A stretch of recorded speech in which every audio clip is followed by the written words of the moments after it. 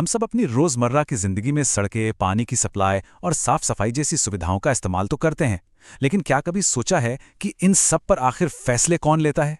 क्या ये सब दिल्ली या किसी राज्य की राजधानी से तय होता है? तो चलिए आज इसी सवाल की तह तक चलते हैं। तो आखिर हमारे शहरों की असली सरकार कौन है? कौन है जो हमारी गली की लाइट से लेकर शहर के बड़े बड़े पार्कों तक की जिम्मेदारी रखता है? ये सवाल सुनने में जितना आसान लगता है ना, इसका जवाब उतना ही दिलचस्प है। और इसका जवाब छुपा है भारतीय संविधान के एक बहुत ही जरूरी संशोधन में, 74th constitutional amendment act 1992। Basically यही वो कानून है जिसने भारत में शहरी स्थानीय स्वशासन यानी अर्बन लोकल सेल्फ गवर्नमेंट को एक संवैधानिक दर्जा दिया। लेकिन सवाल यह है कि इस कानून की जरूरत पड़ी ही क्यों? चलिए जरा पीछे चलते हैं और देखते हैं कि 1992 से पहले शहरों में शासन की हालत क्या थी।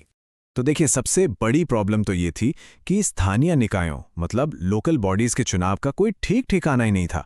कब चुनाव होंगे इसकी कोई गारंटी नहीं थी। मतलब लोकल लेवल पर डेमोक्रेसी बहुत कमजोर थी।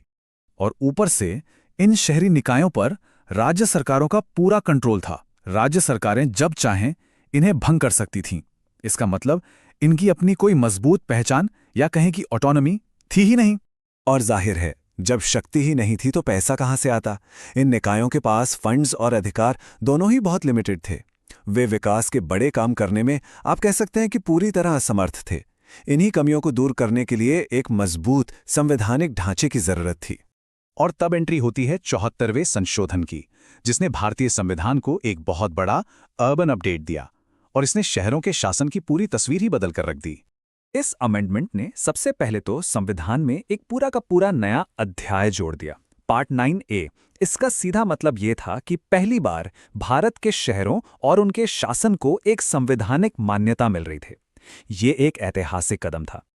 अब इस नए कानून के तहत शहरी क्षेत्रों को 3 तरह से बांटा गया।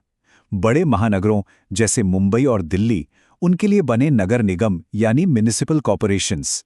जो मझोले या छोटे शहर हैं, उनके लिए बनी नगर परिषद यानी म्युनिसिपल काउंसिल्स। और वो इलाके जो अभी गांव से शहर में बदल रहे हैं, वहां बनी नगर पंचायतें। ये सब आबादी और विकास के आधार पर तय किया जाता है। तो चलिए अब इस कानून की कुछ सबसे जरूरी और बड़ी बातों को समझते हैं जो इसे इतना खास बनाती हैं। सबसे पहली और सबसे महत्वपूर्ण बात, हर नगर पालिका के लिए 5 साल का एक फिक्स्ड कार्यकाल तय कर दिया गया। और अगर किसी वजह से इसे समय से पहले भंग कर भी दिया जाए तो 6 महीने के अंदर अंदर चुनाव कराना जरूरी है। मतलब अब मनमानी नहीं चलेगी। इस कानून का एक और क्रांतिकारी प्रावधान था आरक्षण। SC/ST समुदायों के लिए उनकी आबादी के हिसाब से सीटें रिजर्व की गईं। और एक बहुत बड़ा गेम चेंजर था कि कम से कम 1/3 सीटें महिलाओं के लिए आरक्षित की गईं। इसने जमीनी स्तर पर महिला नेतृत्व को एक बड़ा मंच दिया। और आज कई शहरों में जो महिला मेयर हैं, वो इसी की वजह से हैं।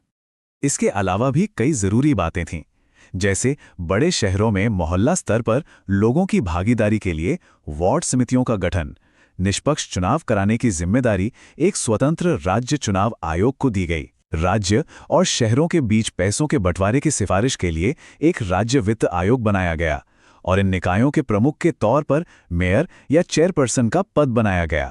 तो अब सवाल उठता है कि ठीक है, सरकार तो बन गई, पर इन शहरी सरकारों के काम क्या हैं? संविधान ने उन्हें कौन सी शक्तियां दी हैं?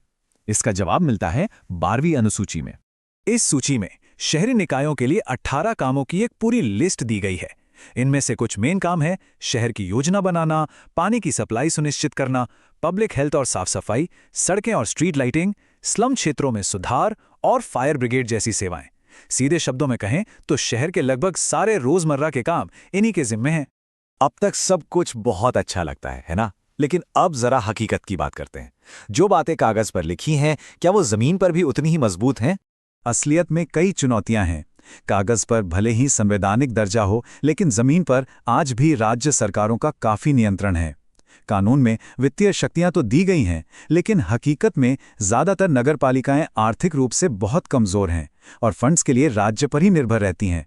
और कई जगहों पर तो मेयर का पद सिर्फ एक प्रतीकात्मक भूमिका बनकर रह गया है, जिसके पास असली शक्ति है ही नहीं। इसीलिए विशेषज्ञ अक्सर कहते हैं कि विकेंद्रीकरण यानी डिसेंट्रलाइजेशन कागज पर तो बहुत मजबूत दिखता है, लेकिन जमीन पर काफी कमजोर है।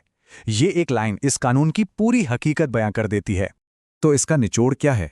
देखिए, सबसे महत्वपूर्ण बात यह है कि 74वें संशोधन ने शहरों को उनकी अपनी सरकार दी।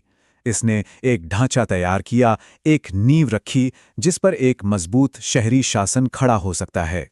लेकिन सबसे बड़ा सवाल अब भी वही है, क्या ये सरकारें वाकई में सशक्त हैं? कानून तो बन गया, लेकिन इसे सही भावना के साथ लागू करने और असली सशक्तिकरण के लिए अभी भी सुधारों की बहुत जरूरत है। यह सफर अभी जारी है।